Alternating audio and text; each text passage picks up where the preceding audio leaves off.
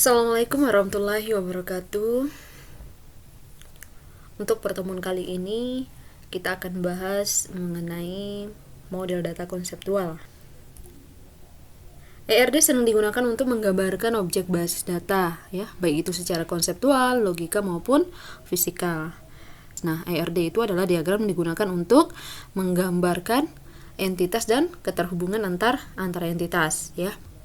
Untuk notasi ERD, ya, banyak sekali notasi ERD yang dapat digunakan untuk menggambar diagram ER. Ya, misalnya seperti notasi Peter-Chen, kemudian crossput, kelas diagram dari UML dan lain-lain, ya. Nah, untuk notasinya ini silakan kalian teman-teman cari dan pelajari mengenai diagram ER baik dari buku maupun sumber internet yang lainnya. Oke? Kemudian konseptual, logikal, dan fisikal. Nah, di sini kita akan bahas satu persatu mengenai konseptual, kemudian model logikal, dan model fisikal. Nah, yang pertama, model konseptual. Nah, model konseptual ini seperti apa sih? Ya, jadi model konseptual ini adalah ERD hasil analisis, ya. ERD hasil analisis yang menggambarkan objek dunia nyata. Jadi ini masih sifatnya masih analisis, ya, masih analisis, ERD hasil analisis, ya. Kemudian yang menggambarkan objek dunia nyata. Nah, seperti apa? Misalnya seperti orang, kemudian tempat, ya, kejadian dan lain-lain. Seperti itu, ya. Kemudian kita masuk ke model logikal, ya. Model logikal ini adalah ERD yang diturunkan dari model konseptual, ya. Yang menggambarkan objek basis data dengan permodelan tertentu. Nah, misalnya dalam permodelan relasional, ya, ada objek basis data, tabel, kemudian di dalam tabel tuh ada primary key, forest key, dan lain-lain, ya.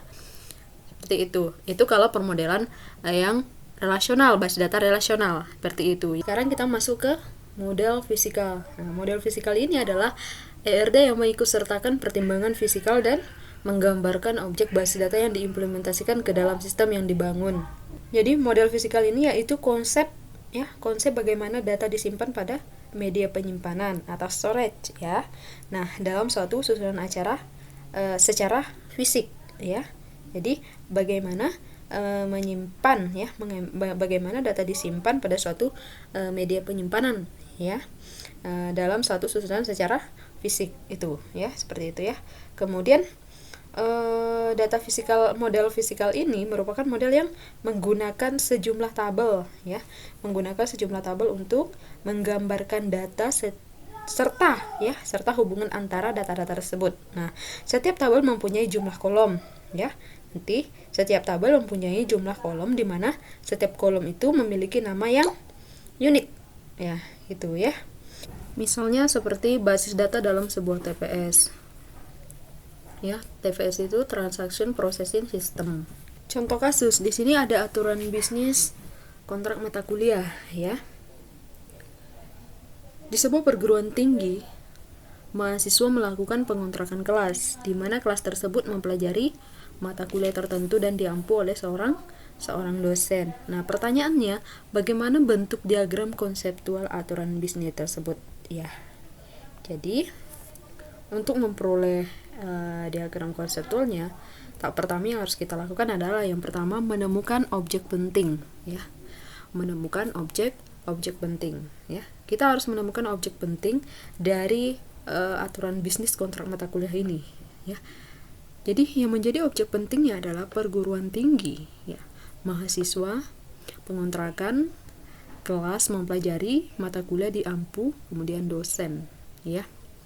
Bagaimana cara menemukan objek penting ini? Kita perhatikan saja. Yang menjadi objek penting di sebuah aturan bisnis itu terdiri dari entity dan keterhubungan atau relasi. Kemudian setelah menemukan objek penting, sekarang kita mencari keterhubungan antara entitas dan relationship. Di sini ada entitas mahasiswa mengontrak kelas. Jadi keterhubungan antara mahasiswa dengan kelas itu adalah mengontrak kelas. Mahasiswa itu mengontrak kelas, ya. Hubungan mahasiswa dengan kelas itu adalah mengontrak, gitu. Kemudian antara kelas dan mata kuliah. yang menjadi keterhubungan antara dua entiti ini adalah mempelajari mata kuliah. Kemudian kelas diampu oleh seorang dosen, ya. Terhubungannya adalah mengampu mata kuliah. Kemudian kunci penting dari entitas dan relationship atau keterhubungan adalah benar-benar mengetahui dengan pasti setiap objek yang menjadi entitas dan relationship. Jadi kunci penting dari entitas dan relationship atau keterhubungan ini adalah kalian tuh harus benar-benar mengetahui ya dengan pasti setiap objek yang menjadi entitas, ya.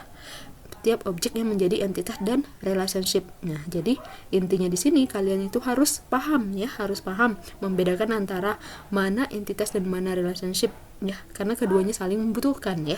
Saling dibutuhkan dalam suatu perancangan database, ya. Kalian harus paham entitas yang mana, kemudian relationship yang mana, ya, itu ya.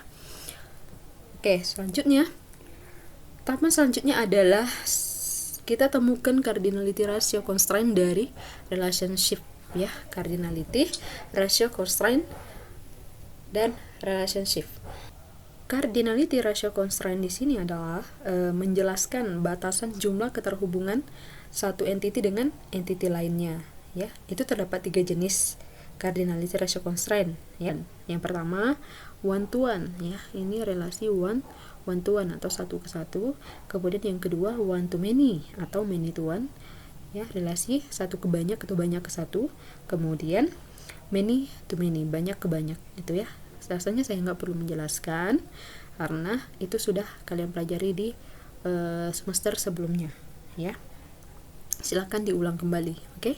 Nah, untuk menemukan itu, ya, untuk menemukan cardinality ratio constraint dari relationship, kalian harus benar-benar memahami keterhubungan antara entity satu dengan entity yang lain, ya. Apakah benar-benar entity ini memiliki keterhubungan atau tidak, gitu. Kalau memang memiliki keterhubungan, kalian harus tahu, ya, apakah jenis cardinality ratio constraint yang dimilikinya, ya. Apakah many to many, one to many, atau many to one, gitu, ya.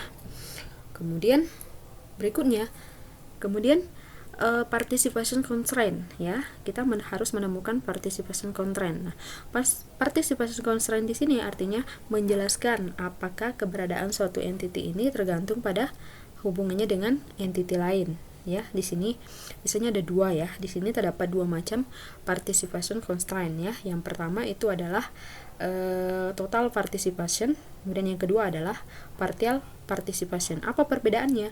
Kalau total participation ini keberadaan suatu entity tergantung pada hubungannya dengan entity lain. Kemudian kalau partial participation di sini artinya keberadaan suatu entity tidak tergantung pada hubungannya dengan entity lain, gitu. Kalau kita lihat di sini, contoh yang pertama adalah untuk relasi dari mahasiswa mengontrak kelas. Apakah untuk menjadi mahasiswa harus mengontrak kelas? Iya, ya, karena kalau tidak mengontrak kelas berarti itu bukan mahasiswa. Jadi partisipasi constraint-nya adalah total participation, ya, karena keberadaan suatu entity tergantung pada hubungannya dengan entity lain, gitu, ya. Selanjutnya, temukan atribut dari entitas dan relationship. Nah, di sini entitas, ya, pertemuan sebelumnya kita sudah bahas apa itu entitas, apa itu atribut, ya. Nah, entitas mahasiswa, di sini ada entitas mahasiswa. Oke. Ini entitas, ya. Mahasiswa itu entitas, kemudian mengontrak itu adalah relationship atau keterhubungan, ya. Kemudian kelas itu adalah entitas. Oke. Yang menjadi atribut pada entitas mahasiswa di sini adalah identitas mahasiswa, ya. Identitas mahasiswa ada NIM, kemudian nama mahasiswa, jenis kelamin, tempat lahir, tanggal lahir, agama, domisili, ya. Domisilinya di sini ada alamat, kelurahan, kecamatan, provinsi, kemudian nomor HP, hobi, ini bukan hobi, ya, hobi, kemudian dan lain-lain, ya. Nah, di sini yang menjadi primary key-nya adalah ID mahasiswa, ya. Yang menjadi primary key-nya adalah ID mahasiswa, kemudian NIM. Ini AK ini adalah forest key-nya, ya. Ini menjadi forest key-nya, ya, oke. Kemudian selain NIM, nomor HP juga sebagai forest key. Kemudian atribut dari mengontrak, ya. Atribut dari mengontrak ini tanggal kontrak, kemudian jam kontrak serta nilainya, ya. Kemudian kelas. Nah, kelas di sini memiliki atributnya apa? Ini ada ID kelas. ID kelas ini sebagai primary key dan tahun ajaran, semester, kurikulum. Kemudian kelas, di sini ada entity kelas, ya. Entity kelas di sini yang menjadi atribut pada entity kelas di sini adalah ID kelas, tahun ajaran, semester, kurikulum. Nah, primary key-nya adalah ID kelas, ya. Oke, yang terakhir adalah atribut entitas dan relationship yang lain. Nah, masih banyak ya. Di sini kan tadi ada selain entity mahasiswa dan kelas, di sini ada kelas mempelajari mata kuliah, kemudian kelas diampu oleh dosen. Ini dia. Silakan kalian lengkapin entity kelas ini, ya, atribut kelas, kemudian atribut mempelajari, atribut mata kuliah, dan atribut dosen, ya. Silakan kalian lengkapin, ya. Nih, cari sendiri, lengkapi semua, dan kumpulkan sebagai tugas. Oke. Jika ada pertanyaan, kalian boleh tanyakan langsung di komentar @modo atau di grup WhatsApp juga boleh, ya. Oke, sekian dari saya. Assalamualaikum warahmatullahi wabarakatuh.